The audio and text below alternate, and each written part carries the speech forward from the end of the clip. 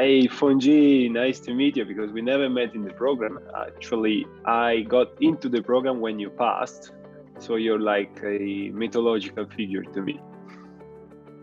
Hi, Gabriele. How are you? Good to see you or not see you.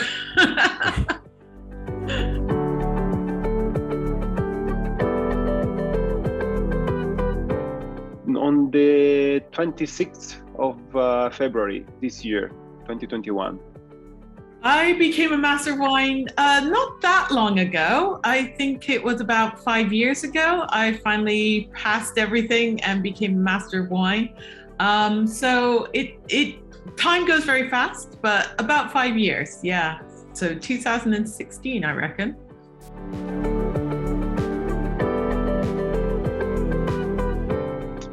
Well, I've been into wine since I was a little boy because my grandfather had a small vineyard here in Montalcino where I was born.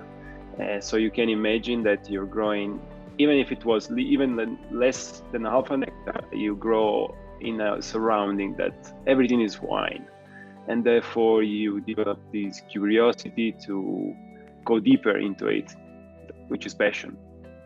So I'm not at all like Gabriele, who was born into this winemaking family and grew up with wine. Actually didn't get serious about wine until quite late in my life. I was actually doing a PhD at Cambridge, and I got persuaded by my boyfriend, then boyfriend, now husband, to try some blind tasting. And I sort of got into it because I'm a little bit geeky. I like to study things, and it was very interesting wine, and everyone was very condescending towards me because I didn't know anything. So I decided, hey, I'm going to show them. So I'm going to be a Master of Wine.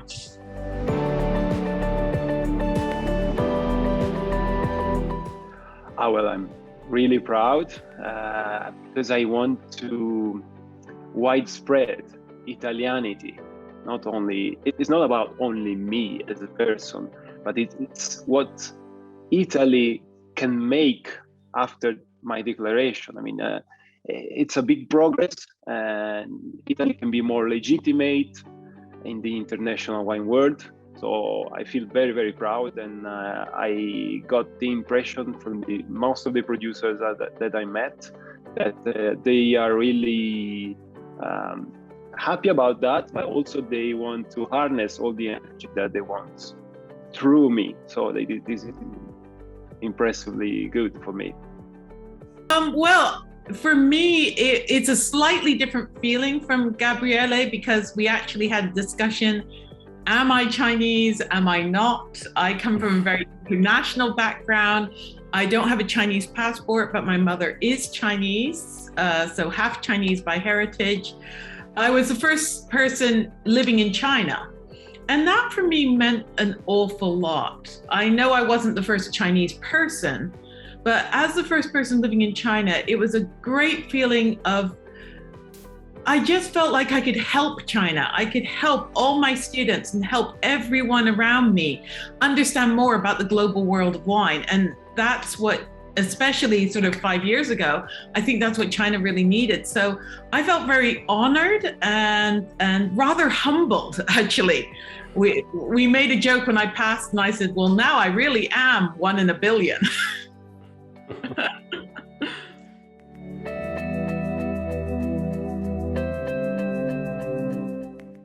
Well, this is overall a very difficult process, and especially when you're not first language, you're not speaking English from the day you were born. I mean, this not only means that language is a problem on its own, but education is.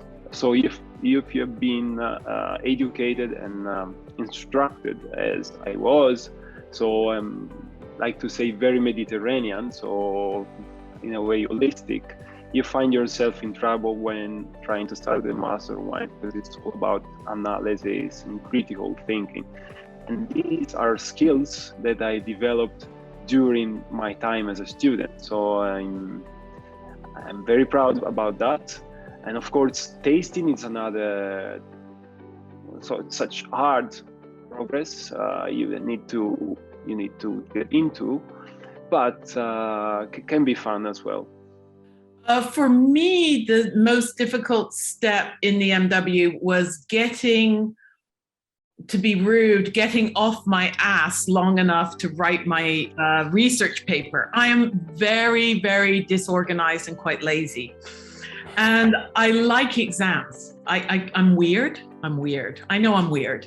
But I actually quite enjoy rocking up and doing exams. For me, it's sort of like, I don't get very worried about them. I take things quite lightly. The research paper was horrible because it means you have to sit by yourself in a room and not talk to anyone and do all these graphs and write about things. And I'm terribly bad at that. I would rather find an excuse to go out and have a coffee than write an exam paper, write a research paper. So it did take me, I'm really embarrassed to say this, it took me 3 years to get around to writing the research paper. Don't be like me. Be organized, be committed.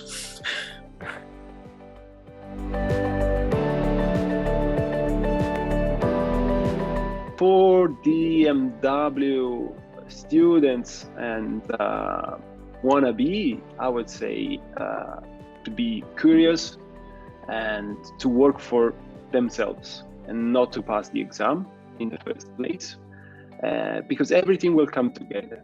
You should make sure that you share a lot, that you listen a lot, and you're thirsty, not only for wine, but for the knowledge and the reason why do people do things that they do.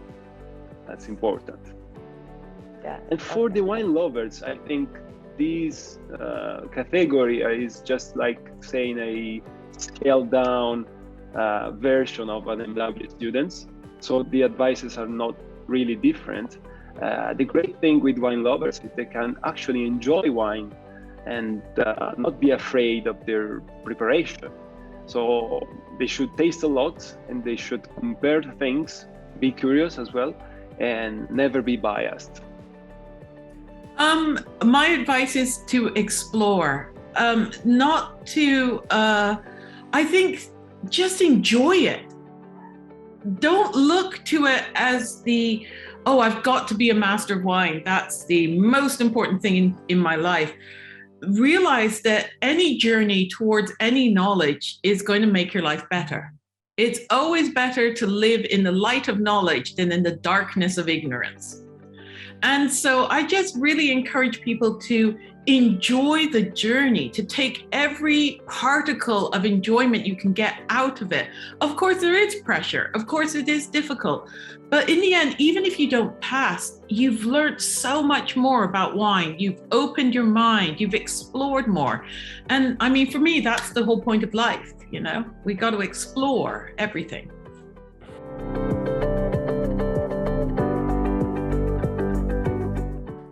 Style.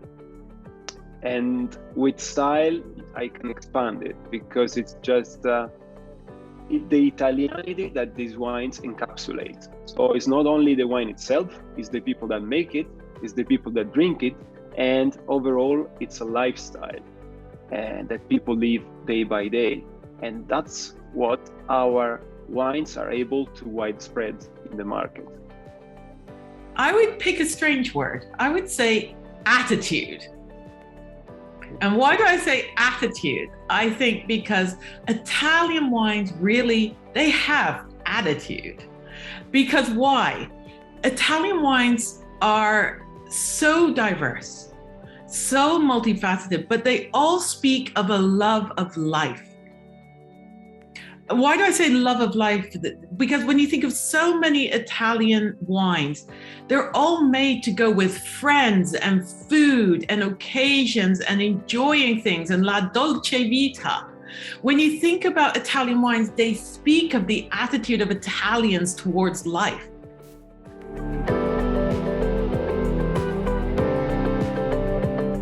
I think that these are two countries that have in common intrigue, variety, complexity, that because there are a lot of years, millennia of tradition, millennia of history. So I think that there is a lot of good complexity and variety. And variety is the spice of life. So you need always to investigate more. And these countries, I think China and Italy especially, are one of the most incredibly deep and intriguing countries ever. First of all, very fierce grandmothers. I think nonas and nainais have an awful lot in common. I think the sense of family, the sense of community, and the need to express love through food. The caring about someone is about sharing food with them, about sharing the table, about how the table brings people together and enables people to create relationships. If you break bread or share rice or a bowl of noodles with someone, you're creating something in your heart. And I think there's a lot more. I mean, I think there's the history, the way that you think that these are one country. You think of China as one country, you think of Italy as one country. But actually, when you delve deeper, they are so different in their little areas. Everywhere has their own language, their own words, their own type of food.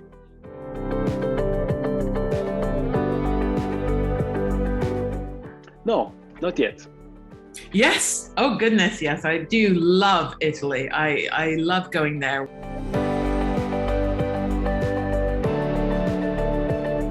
Well, I have to be very conscious of what I say. As you know, I have never been into China, but speaking with my Chinese friends and also Chinese friends that are also masters of wine, they always say to me that it doesn't work as we all expect it works. So in China, they do not make pairings in the same way we would expect. So it's not looking for the ultimate balance of the dish and food and drink, but it's more about what they like the most. So if they like spiciness, say, they will put a very spicy wine with a very spicy dish. So to me, it makes more sense to tell about a pairing with an Italian food, with an Italian dish and an Italian wine. And given that we are early September and it's a good moment for that, I'd like to have a spaghetti bottarga with a vernaccia di Oristano, which is a very uncommon style, but it's good for people from abroad, from China as well, to know that we're not making red and white, but we're also making oxidative and fortified sort of styles of wine. Well, I do agree with Gabriele, what he said about, everyone's their own taste. And actually, the very best pairing is the Chinese food you like to eat the most with the Italian wine you like to drink the most. So whatever you like to drink, pair it with what you like to eat. That's the perfect pairing. I don't think I can get more complicated than that. But with Chinese food, I think rather than dishes, what I do like to do for fun is to pair wines with styles of Chinese food. So for instance, Sichuan cuisine, very big, very bold, very complex, very multi-layered. I like to do it with wines that complement that thing so that you get a complex, layered, stronger tasting wine. Whereas for me, like Fujian food is very light. It's very about, for me, I want something very transparent, something like a Suave, untouched by too much oak and very, very translucent, because to me that matches the food.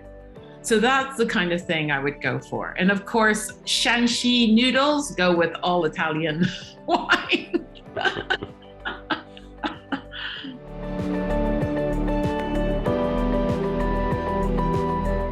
Like the wine to become more global, in the sense that I'd like to see the penetration of foreign countries to be higher in the future for each country. And also I'd like, of course, the wine to be more and more sustainable in every sense, social, environmental, and also economic.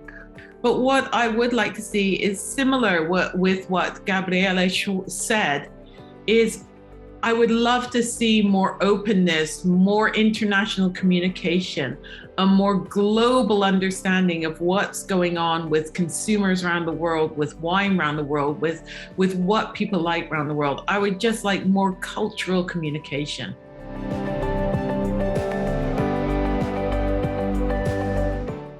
Oh, well, as you know, I've been invested by my declaration, and I was very happy about that.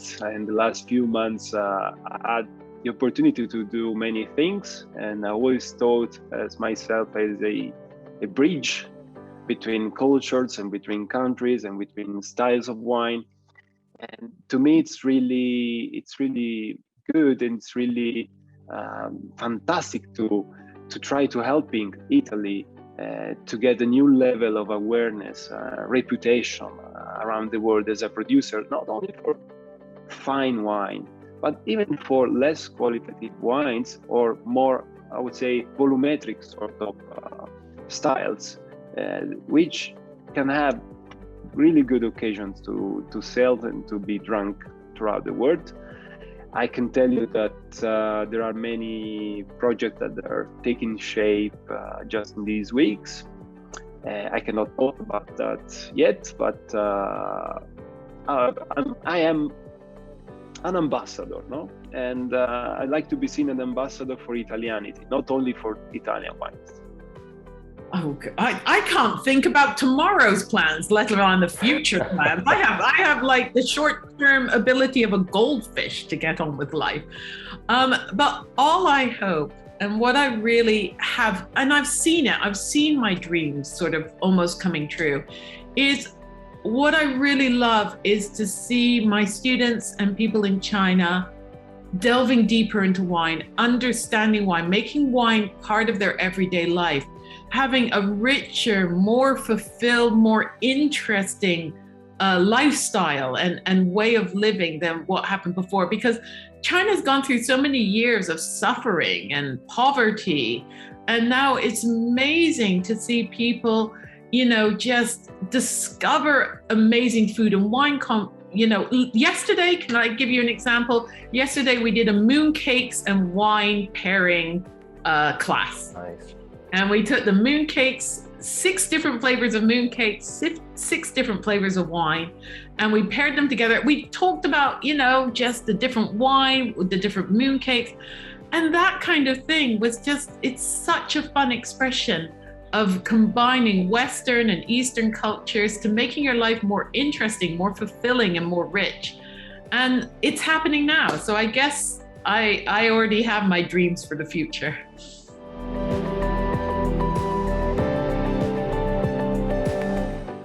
I could have said something that probably the Chinese market knows well. It's international varieties. They have been very into Pinot Noir, Burgundy for the last decade. Now they're very into Bordeaux as well. And I think we shouldn't have the comparison. So I wouldn't bring a wine that is made from this variety but comes from Italy. And I would leverage the native grape varieties at its best. I mean, I think I would choose among one of the 3 kings of Italian fine wine, say Brunello, Barolo, and Amarone. Sangue di Giuda dell'Otto Pavesi. That's a very hard, by the way, name to say.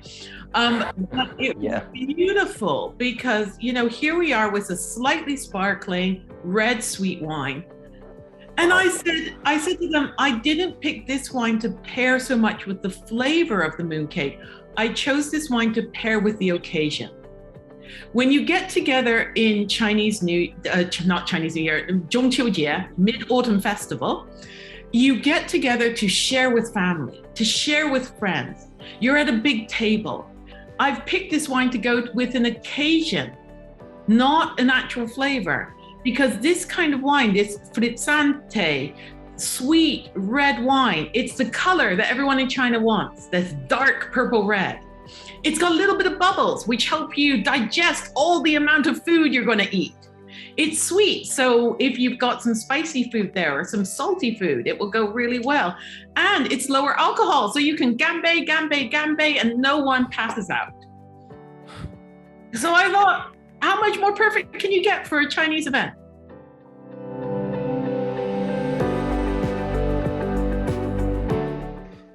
Pasta? I really like Xinjiang cooking.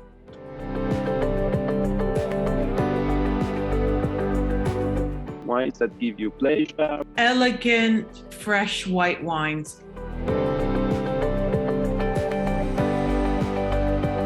Ningxia, to visit some chateaux, some Chinese chateaus in Ningxia would be very interesting to me. London, because you can drink every wine of the world there.